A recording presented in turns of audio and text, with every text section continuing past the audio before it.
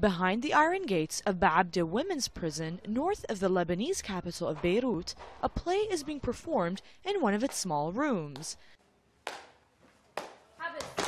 Scheherazade in Baabda is based on 1001 Nights, but with a twist. It features personal accounts by the inmates who share their experiences on a range of topics, from drugs to sexual abuse, forced marriage, and domestic violence. 13 women participated using various genres, including monologues and song. Director Zeina Daccache scripted the play in a bid to rehabilitate the inmates.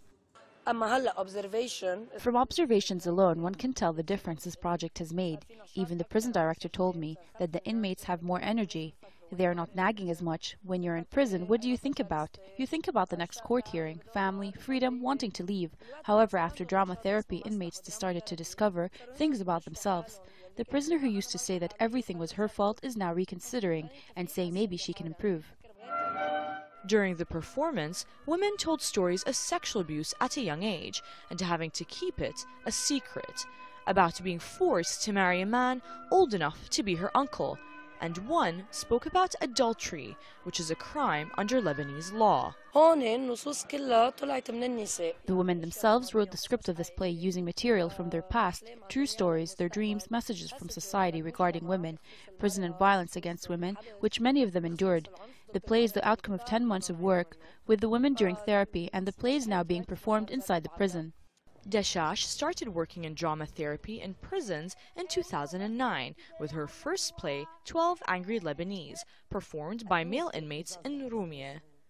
Scheherazade in Baabda, which runs until May 12, is open to members of the government, parliament, and judiciary, staff of the United Nations organizations, diplomats, and members of human rights and non-profit organizations, as well as teachers in theater, law, social studies, and psychology.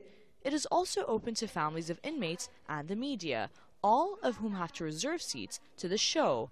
The inmates perform 3 times a week.